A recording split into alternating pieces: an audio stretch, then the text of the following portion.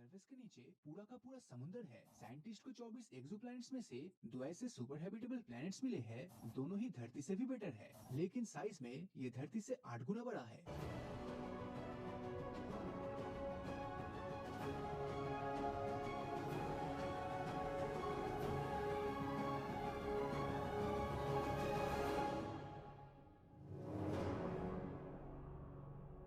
हमारे solar system में ही एक ऐसा प्लेनेट मौजूद है जिस पर रहने की कंडीशन धरती से भी बेटर है, पर इसके बावजूद कोई इसको नोटिस तक नहीं कर रहा। वो इसका नाम है कैलिस्टो, जो कि जुपिटर का सेकंड लार्जेस्ट मून है। और इस इमेज के अंदर आप जिस व्हाइट चीज को देख रहे हो वो असल में कैलिस्टो पर मौजूद बर्फ ही है। शुरुआत में तो इसे सोलर सिस्टम की एक डेड इनएक्टिव रॉकी बॉडी घोषित किया गया था, पर 1990s में साबित हो गया कि कैलिस्टो की आइसी सरफेस के नीचे पूरा का पूरा समुद्र है, जिसका इस्तेमाल जल्दी रॉकेट प्रोपेलेंट्स बनाने के लिए किया जाने वाला है। एस्ट्रोनॉमर्स ने कैलिस्टो के ऊपर एक एटमॉस्फेयर को भी डिटेक्ट किया है और उनका अंदाजा है कि अगर जुपिटर से आ रही रेडिएशन को रोक दिया जाए तो इंसान जुपिटर के इस चांद पर बहुत ही आसानी से सांस भी ले पाएगा। हमारी करंट अंडरस्टैंडिंग के हिसाब से देखें तो फिलहाल धरती ही यूनिवर्स का इकलौता ऐसा प्लेनेट है जहाँ पर लाइफ एग्जिस्ट करती है, लेकिन पिछले समय साइंटिस्ट ने यूनिवर्स के अंदर कुछ ऐसे हैबिटेबल प्लैनेट्स खोज निकाले जो न सिर्फ सभी मायनों में हमारी धरती से बेटर है, बल्कि इन पर जाने के बाद आपको बिल्कुल किसी सुपर ह्यूमन वाली फीलिंग आएगी।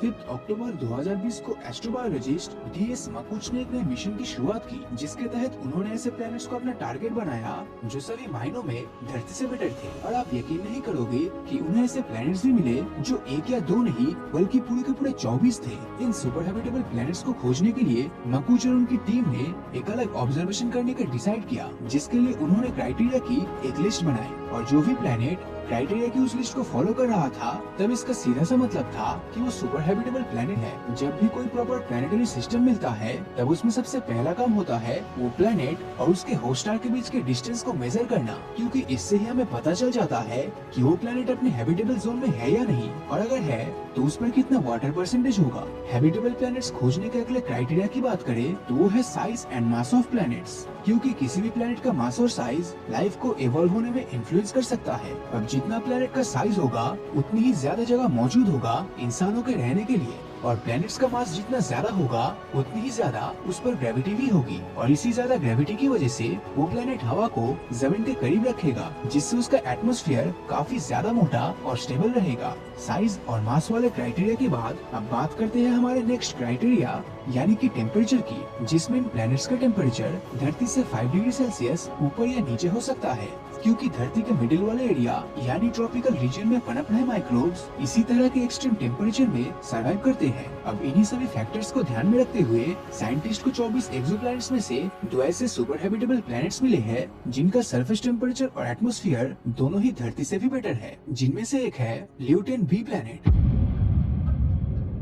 इस प्लेनेट को 2017 में पहली बार ऑब्जर्व किया गया था। तब पता चला कि इस पर न सिर्फ पानी है बल्कि किसी भी लाइफ फॉर्म के जिंदा रहने के लिए सभी जरूरी चीजें जैसे कि हाइड्रोकार्बन्स और अमीनो एसिड्स भी भारी मात्रा में मौजूद है। ये प्लेनेट इंसानों के रहने के लिए इतना अच्छा है कि रिसर्च के मुताबिक इसके परफेक्शन के पीछे किसी एलियन का हाथ बताया जाता है। और इसी पॉसिबिलिटीज को देखते हुए अक्टूबर 2017 और 18 में मेटी नाम की ऑर्गेनाइजेशन ने इस प्लेनेट पर कई मैसेजेस भेजे हैं, जिनमें से एक मैसेज में अलग अलग म्यूजिकल इंस्ट्रूमेंट की आवाज और दूसरे मैसेज के अंदर यूनिवर्स में हमारी लोकेशन का साइंटिफिक ट्यूटोरियल है, जिससे कि अगर ल्यूटेन बी पर इंटेलिजेंट लाइफ मौजूद हुई तब हमें उसके बारे में एक न एक दिन जरूर पता चलेगा। अब अगला सुपर हैबिटेबल एरिया है ट्रैपिस्ट स्टार सिस्टम। कहा जाता है धरती के रेगिस्तान में जितने मिट्टी के कण है उतने ही स्टार्स पूरे ब्रह्मांड में मौजूद है। अब अगर सितारे ही इतने हैं तो सोचिए प्लैनेट्स कितने होंगे, और इतने अरबों खरबों प्लैनेट्स में सिर्फ हमारी धरती पर ही लाइफ एग्जिस्ट करती है, ऐसा होना तो लगभग नामुमकिन सा लगता है। हमारी धरती से करीब 39 लाइट ईयर दूर एक ऐसा स्टार सिस्टम मौजूद है जहाँ 1 या 2 नहीं बल्कि पूरे 7 धरती जैसे प्लैनेट्स अपने स्टार का चक्कर लगा रहा है, और इनमें से 3 प्लैनेट्स अपने हैबिटेबल जोन में ऑर्बिट कर रहा है। ट्रैपिस्ट 1 नाम के स्टार सिस्टम की डिस्कवरी पहली बार साल 2017 में की गई थी। इसके प्लैनेट्स धरती से भी ज्यादा पुराने हैं, मतलब कि इन प्लैनेट्स पर जो लाइफ होगी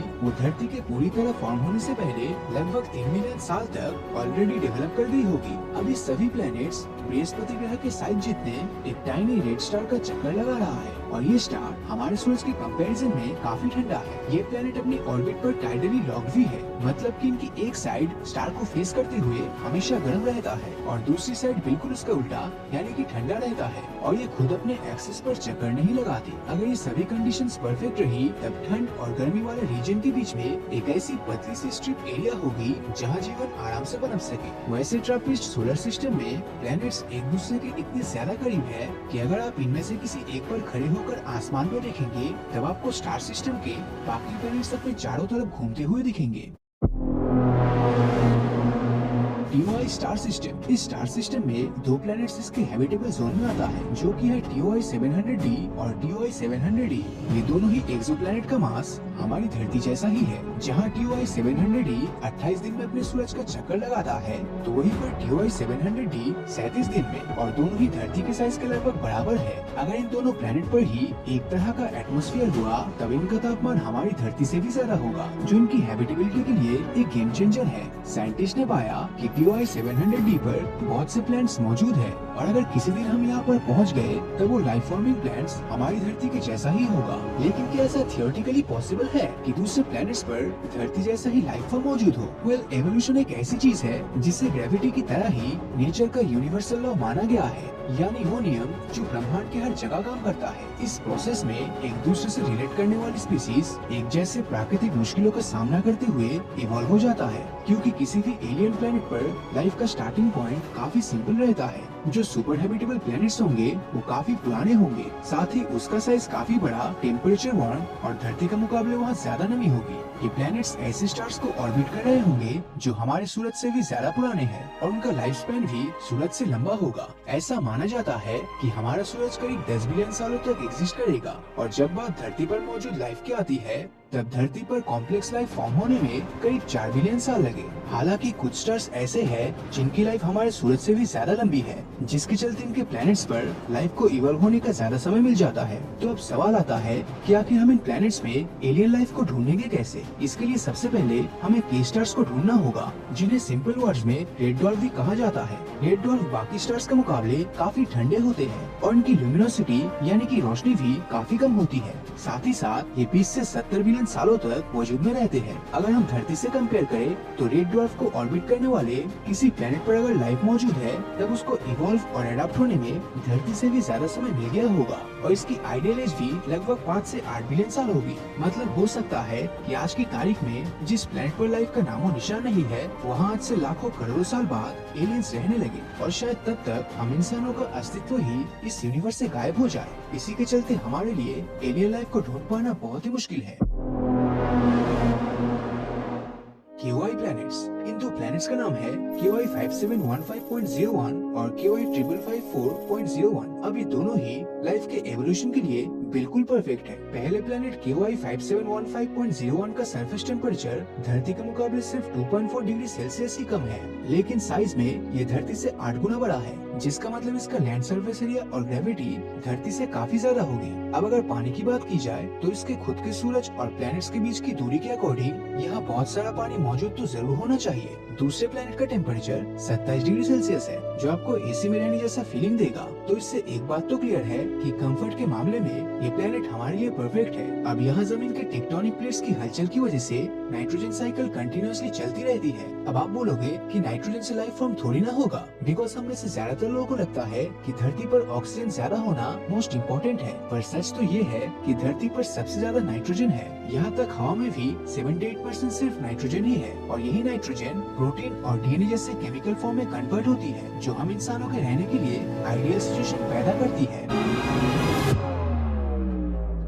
टी गार्डन भी, इसको सुपर अर्थ भी कहा जाता है। ये अब तक खोजा गया मोस्ट अर्थ लाइक प्लैनेट्स है, और अगर इसका एटमॉस्फेयर बहुत हद तक धरती जैसा हुआ तब इसका सरफेस टेम्परेचर भी करीब 28 डिग्री सेल्सियस जितना ही होगा। मतलब कि हम इंसानों के रहने के लायक है, और इस प्लैनेट का सूरज भी हमसे सिर्फ 12.4 लाइट ईयर दूर है। धरती से 1800 लाइट ईयर दूर सिग्नस कॉन्स्टेलेशन में स्थित एक ऐसा ही एक्सोप्लैनेट है केपलर 452b। ये एक्सोप्लैनेट 385 दिनों में अपने स्टार को एक बार रिवॉल्व करता है, और इसका एवरेज टेम्परेचर करीब 1.6 डिग्री सेल्सियस है। साइंटिस्ट का मानना है कि इसकी सरफेस पर लिक्विड वाटर एग्जिस्ट करता है और शायद यहाँ पर हम जैसे जिंदा जीव रह रहे होंगे, पर इसकी ग्रेविटी शायद हमारे सपने को तोड़ दे। केपलर 452 भी धरती से 60% ज्यादा मैसिव है, जिसके कारण इसकी ग्रेविटी काफी ज्यादा है। अब इतनी हाई ग्रेविटी में जीवों का जमीन पर रह पाना तो बिल्कुल भी पॉसिबल नहीं लगता, लेकिन इसके एटमॉस्फेयर की हाई डेंसिटी को देखते हुए पॉसिबिलिटीज है कि यहाँ हवा में उड़ने वाले जीवों की भरमार हो। आर्टिफिशियल इंटेलिजेंस के द्वारा प्रोड्यूस की गई सिमुलेशन की माने तो वहाँ हवा में उड़ने वाली विशाल स्टीम क्रेज हो सकती है और बैलून की साइज के बीटल्स भी हो सकते हैं। अगर हम इंसान इस एक्सोप्लैनेट पर जाते हैं तो शायद वहाँ पर हम सस्टेन न कर पाए, क्योंकि इसके एक्स्ट्रा ग्रेविटी के कारण हमारी हार्ट बीट डबल स्पीड से चलेगी। हार्ट पर ज्यादा स्ट्रेस पड़ने के कारण ब्लड प्रेशर भी ऑलमोस्ट डबल हो जाएगा और स्ट्रोक के आने का खतरा और भी ज्यादा बढ़ जाएगा। अब बात करते हैं अगली 667 सीसी की। ये धरती से 24 लाइट ईयर दूर स्कॉर्पियस कॉन्स्टेलेशन में स्थित है और ट्रिपल स्टार सिस्टम वाले ग्रीन डॉर्फ के अराउंड रिवॉल्व करता है। हमारे ग्रह से 1.5 टाइम्स बड़ा एक्सोप्लैनेट अपने स्टार के साथ टाइडली लॉक्ड है, जिस वजह से इसकी एक साइड हमेशा स्टार की ओर रहती है और दूसरी साइड पर रोशनी का नामो निशान नहीं पहुंचता, जिसका नतीजा ये होता है कि एक और रेगिस्तान से भी ज्यादा गर्मी होती है और दूसरी ओर साल भर एंटार्क्टिका की तरह बर्फ जमने वाली सर्दी होती है। ये दोनों साइड जिस लाइन पर मिलती है उसे ट्वाइलाइट जोन कहा जाता है और यहाँ का टेम्परेचर रहने लायक हो सकता है। एरिसीबो की यूनिवर्सिटी ऑफ पोर्टो रिको के रिसर्च का कहना है कि यहाँ का टेम्परेचर 27 डिग्री सेल्सियस तक हो सकता है और यहाँ पर लिक्विड वाटर की प्रेजेंस भी पॉसिबल है। एआई सिमुलेशन यहाँ पर पेंटापॉड्स की प्रेजेंस का अंदाजा लगाता है। ये 5 पैरों वाले स्पाइडर जैसे जीव डॉग के साइज के होंगे और गर्म इलाकों में रॉक्स के नीचे छिपे बीटल्स का शिकार करते होंगे। पर सवाल है कि क्या हम इंसान 667 सीसी के टॉयलेट जोन में रह सकते हैं? इसका जवाब हाँ भी है और नहीं भी। अगर बात कुछ दिनों की है तो हम आराम से यहाँ पर रह पाएंगे, लेकिन ये एक्सोप्लैनेट अपनी यूनिक ऑर्बिट के कारण टाइडली हीटिंग शो करता है। होता कुछ यूँ है कि इसकी ग्रेविटेशनल एनर्जी थर्मल एनर्जी में कन्वर्ट हो जाती है। इससे प्लैनेट का इंटीरियर हीट होता है और वोल्केनोस और गीजर्स एक्टिव हो जाते हैं। इस कारण से सरफेस का टेम्परेचर अचानक से बहुत हाई चला जाता है और शायद हम इंसान इतने टेम्परेचर में सर्वाइव न कर पाए। अब मैं आपको ले जाने वाला हूँ धरती से 36.7 लाइट ईयर दूर बूटस कॉन्स्टेलेशन के ब्राइटेस्ट स्टार अरेक्टोरस के सैर पर। एक रेड जायंट स्टार है और इसकी ब्राइटनेस हमारे सूरज से 100 गुना ज्यादा है। अपनी करंट टेक्नोलॉजी से हम अरेक्टोरस के अराउंड कोई भी एक्सोप्लैनेट खोजने में नाकाम रहे हैं, पर एआई सिमुलेशन के अनुसार एक समय यहाँ पर धरती जैसे एक प्लैनेट एग्जिस्ट करता था। साइंटिस्ट ने इसको अरेक्टोरस से नाम दिया है। जब अरेक्टोरस एक रेड जायंट स्टार बना तो ये एक्सोप्लैनेट रेगिस्तान में बदल गया और स्टार के अंदर ही समा गया। अगर उस समय अरेक्टोरस ए पर कोई एलियन सिविलाइजेशन रहती होगी तो शायद उसने इस कैटास्ट्रॉफे को पहले से ही प्रेडिक्ट कर लिया था और वो अपने आप को इससे बचाने के लिए इतनी एडवांस्ड भी बन चुकी होगी। हो सकता है वो एडवांस्ड सिविलाइजेशन आज भी अरेक्टोरस ए पर विशाल ग्लास डोम्स के अंदर रहती हो। ऐसे ग्लास डोम्स के अंदर हजारों प्लैनेट्स लगे हुए होंगे जो वहाँ के जीवों के लिए पानी और ग्लूकोज का फॉर्मेशन करेंगे। ये जीव कुछ हद तक ऑक्टोपस की तरह होंगे, जिनमें दिमाग तो होगा पर बॉडी के नाम पर सिर्फ नर्वस सिस्टम होगा। देखने में अलग अलग जीव लगेंगे पर कंप्यूटर नेटवर्क की तरह ये सभी आपस में कनेक्टेड होंगे। अमेरिका के ओरिगन में रिसर्चर्स को कुछ ऐसा ही प्लांट्स मिला है जिसे आर्मिलिया ऑस्ट्रियो नाम दिया गया है। ये 10 स्क्वायर किलोमीटर में फैले हजारों मशरूम के ग्रुप की तरह नजर आता है, पर असल में एक विशाल ऑर्गेनिज्म है। अगर अरेक्टोरस ए जैसा कोई एक्सोप्लैनेट सच में होगा तो वो धरती से काफी पहले बन गया होगा और इस हिसाब से उस पर इंटेलिजेंट लाइफ फॉर्म को इवॉल्व होने का काफी समय मिल गया होगा। मतलब काफी चांसेस है कि हमें वहाँ एलियन देखने को मिल जाए, पर हम इंसानों के लिए वहाँ कोई जगह नहीं होगी क्योंकि हम ऐसी कंडीशन में सर्वाइव नहीं कर पाएंगे। हम इंसान जब भी धरती से बाहर हैबिटेबल एक्सोप्लैनेट की खोज करते हैं तो हम ऐसा एक्सोप्लैनेट खोज रहे होते हैं जिसकी लिविंग कंडीशन कुछ हद तक हमारे प्लैनेट की तरह हो। पर क्या बिलीव करोगे कि एक ऐसा भी प्लैनेट है जो धरती से भी ज्यादा हैबिटेबल हो सकता है? मैं बात कर रहा हूँ धरती के सबसे करीब वाला स्टार सिस्टम अल्फा सेंटोरी में घूमते एक एक्सोप्लैनेट अल्फा सेंटोरी से की। ऐसा कहा जाता है कि यहाँ पर धरती से भी ज्यादा ऑक्सीजन है और क्योंकि एक ट्रिपल स्टार सिस्टम है तो यहाँ एक नहीं बल्कि 3 स्टार से लाइट आती है। हो सकता है कि इस प्लैनेट पर चारों ओर पेड़ पौधे लगे हो और खाने की कोई कमी ना हो। एक्सेस ऑक्सीजन के कारण यहाँ के जीवों की साइज हमेशा काफी बड़ी होगी। हो सकता है कि आज भी यहाँ कोई जीव रहता हो और धरती के जीवों की तरह वो भी सर्वाइव की रेस में भाग रहे हो। पर सवाल तो ये है कि क्या हम इंसान इस प्लैनेट को अपना फ्यूचर हम बना सकते हैं? एआई सिमुलेशंस और साइंटिफिक स्टडी में ये पाया गया है कि लाइफ की पॉसिबिलिटीज के लिए ये प्लैनेट धरती से भी बेहतर होना चाहिए। यहाँ का टेम्परेचर इंसानों के लिए ऑप्टिमम होगा और यहाँ पर लिक्विड वाटर की प्रेजेंस भी होगी। पर ट्रिपल स्टार सिस्टम में होने के कारण यहाँ के सीजन चेंजेस बहुत ही एक्सट्रीम लेवल का मौसम ला सकता है। जैसे यहाँ गर्मियों के मौसम में तापमान 60 डिग्री सेल्सियस को टच कर सकता है और सर्दियों के मौसम में ये -90 डिग्री तक पहुँच जाता है। इतना एक्सट्रीम टेम्परेचर हमें धरती पर 1000 सालों में एक बार ही देखने को मिलता है। चाहे सहारा के गर्म रेगिस्तान हो या अंटार्कटिका अंटार्कटिका का बर्फीला मैदान, हम इंसानों ने हर जगह अपनी प्रेजेंस बनाई है और हम स्पेशल इक्विपमेंट्स की मदद से अल्फा सेंटोरी सी पर भी जरूर सरवाइव कर लेंगे। साल 2005 में साइंटिस्ट के पास सैटर्न के मून टाइटन से एक ऐसा सिग्नल आता है जो इस बात की ओर इशारा करता है कि हमारे सोलर सिस्टम में हम इंसानों के अलावा भी कोई और एलियन लाइफ मौजूद है। इस सिग्नल में कुछ ऐसा था जिससे साइंटिस्ट को टाइटन पर वाटर, हाइड्रोजन, मीथेन और नाइट्रोजन साइकिल होने के सबूत मिले। और ये सारी चीजें कोई नॉर्मल बात नहीं है, क्योंकि ये चीजें वही है जिनके कारण आज धरती पर भी जीवन संभव है। और यही कारण है कि साइंटिस्ट का मानना है कि टाइटन पर भी 100% कोई न कोई लाइफ तो जरूर है। अब सवाल ये आता है कि आखिर ऐसा क्या उस सिग्नल में था कि साइंटिस्ट इतने श्योर हो गए कि टाइटन पर कुछ न कुछ तो जरूर चल रहा है। टाइटन पर जीवन की खोज की शुरुआत साल 1944 में ही स्टार्ट हो गई थी। उस वक्त Dutch American astronomer Gerard Kuiper Titan पर जीवन की खोज कर रहे थे और इसी दौरान उन्होंने देखा कि टाइटन का एटमॉस्फेयर धरती पर रहने वाले जीवों के लिए बिल्कुल आइडियल है। हालांकि क्यूपर की ये रिसर्च उनके अनुमानों पर आधारित थी, लेकिन फिर भी वैज्ञानिक जानते थे कि टाइटन पर कुछ न कुछ तो ऐसा है जो अलग है। इसलिए 15 अक्टूबर 1997 को टाइटन पर खोज के लिए कैसिनी ह्यूगेन प्रोब लॉन्च किया जाता है। ये प्रोब धरती से तो सही सलामत लॉन्च होता है, लेकिन ये जैसे ही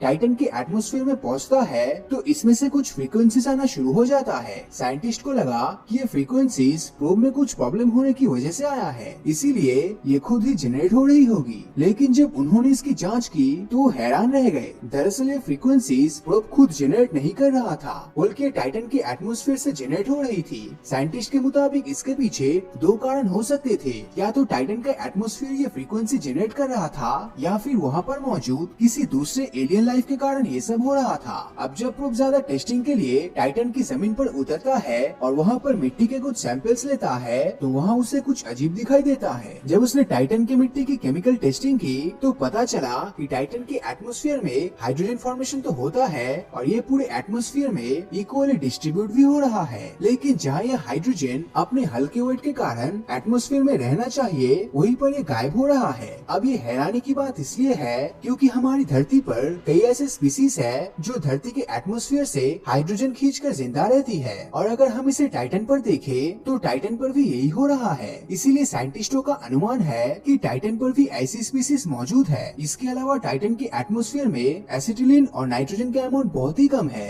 धरती पर कई ऐसे ग्राउंड वाटर माइक्रो ऑर्गेनिज्म है जो एसिटिलीन पर जिंदा रहती है, इसलिए पॉसिबिलिटीज है कि टाइटन पर भी ऐसे माइक्रो ऑर्गेनिजम्स है। लेकिन इन माइक्रो ऑर्गेनिजम्स के बारे में सबसे खास बात ये है कि ये पानी में नहीं बल्कि इथेन और मीथेन में रहता है। साइंटिस्ट के मुताबिक यही माइक्रो ऑर्गेनिजम्स टाइटन के एटमॉस्फेयर में नाइट्रोजन की मात्रा बढ़ा रहे हैं और यही नाइट्रोजन साइकिल हमें धरती पर भी दिखाई देती है। टाइटन पर होने वाले वोल्केनिक इरप्शन भी इससे जुड़ी लाइफ के बारे में काफी कुछ बताता है। जब साइंटिस्ट ने इसकी मिट्टी के सैंपल्स की जांच की तो उन्हें पता चला कि टाइटन पर होने वाले वोल्केनिक इरप्शन में गर्म दहकता हुआ लावा नहीं बल्कि बर्फ जैसी ठंडी अमोनिया और मीथेन निकलती है, और ये दो सब्सटेंसेस ऐसे हैं जो किसी भी लाइफ की उत्पत्ति के लिए बहुत जरूरी होता है। वैज्ञानिकों को इस बात पर बहुत ही विश्वास है कि टाइटन पर भी लाइफ है। हालांकि ये लाइफ ऑक्सीजन पर नहीं बल्कि मीथेन पर सर्वाइव करती है। टाइटन पर लाइफ है या नहीं इस बात को लेकर साइंटिस्ट अभी तक श्योर नहीं है, लेकिन सवाल ये आता है कि क्या होगा